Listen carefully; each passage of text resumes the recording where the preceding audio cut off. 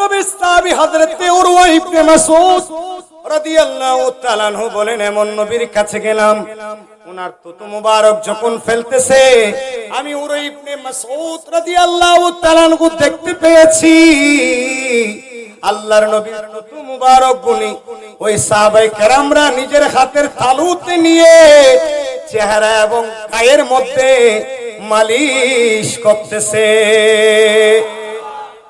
আর থুতু ফাটনে না ফাট এসে না মাথা কা আর থুতু ফেলেন দিন ফাটনে না ফাট আর জোরে হন না।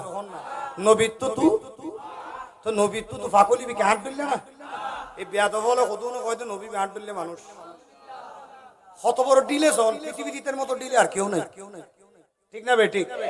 তুমি যদি বলো আমার মতো রাসূল পাক মানুষ ঠিক আছে, কিন্তু উনি অসাধারণ, উনার কোনো তুলনা নাই, ঠিক না বেঠিক? তুমি যে হঠাৎ করে বলে দিয়েছো এটা আমার নেতা, তোমার নেতা, বিশ্ব নেতা মুস্তাফা। আরে নেতা কাকে বলা হয়? মানুষ ভোট দিয়ে যাকে নির্বাচন করে তাকে নেতা বলা হয়।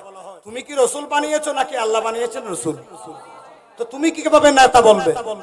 তোমার নেতা কিভাবে রাসূল হবে?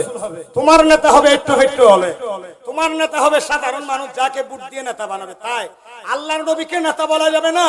আল্লাহর নবী হচ্ছেন সাইয়্যিদুল মুরসালিন, খাতিমুন নবীন, দুনিয়ার পৃথিবীর সরদার হলো আমার নবী মুস্তাফা। চিৎকার দিয়ে বলুন না। নবীজি হলেন দুনিয়া আখিরাতের বাদশা। তুমি রাসূলকে বাদশা বলবে, তুমি রাসূলকে সরদার বলবে, তুমি নবীকে কামলিওয়ালা বলবে।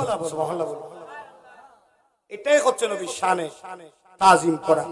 যাই হোক, হযরতে উরওয়া ইবনে মাসউদ রাদিয়াল্লাহু তাআলা আনহু বলেন, আমি নিজের চোখে দেখেছি যে মানুষ সাহাবায়ে কেরামরা তারা রাসূল করিমের থুতু মুবারক নিয়ে তারা মুখের মধ্যে গায়ের মধ্যে মালিশ করতেছে।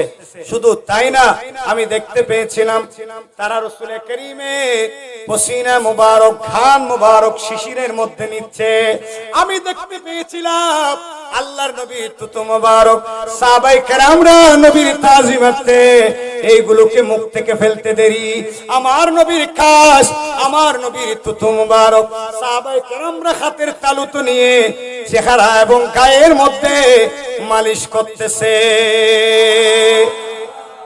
আমি এরকম সরদার পৃথিবীতে দেখিনি, একমাত্র দেখেছি নবী মুহাম্মদ রাসূলুল্লাহ। প্রত্যেকে বলুন না সুবহানাল্লাহ। প্যারা হাজরিন, সেই জন্য সেই নবীটা আল্লাহ কাদের বাগে দিয়েছেন? একটু জোরে বলুন না, কাদের বাগে দিয়েছেন? সেই নবীটা আল্লাহ আমাদের বাগে দিয়েছেন, ওনার উম্মত করে আল্লাহ আমাদেরকে পাঠিয়েছেন। উচ্চ স্বরে বলুন না সুবহানাল্লাহ। প্যারা হাজরিন, ওনারা ফোন দিচ্ছে, আপনারা দেখতে পাচ্ছেন অনেক কল তারা দিচ্ছে এখানে অক্সিজেনে।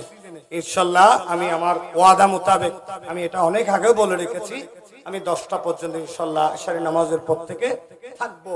এরপর ইনশাআল্লাহ আমি ওখানে যাব, ওখান থেকে আবার শেষ করে ইনশাআল্লাহ আপনাদের এখানে আসবো, যেহেতু এটা আমার এলাকা, আমার মসজিদ।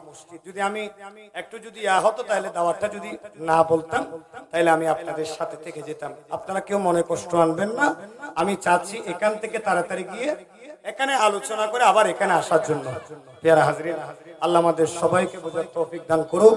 প্রত্যেকে দোয়া করবেন, আজকে থেকে পাঞ্জাগানা নামাজ ঠিক রাখবেন, মানুষকে কষ্ট দেবেন না, বায়ে বায়ে সুন্দর করে। আমরা সকলে মুসলমান।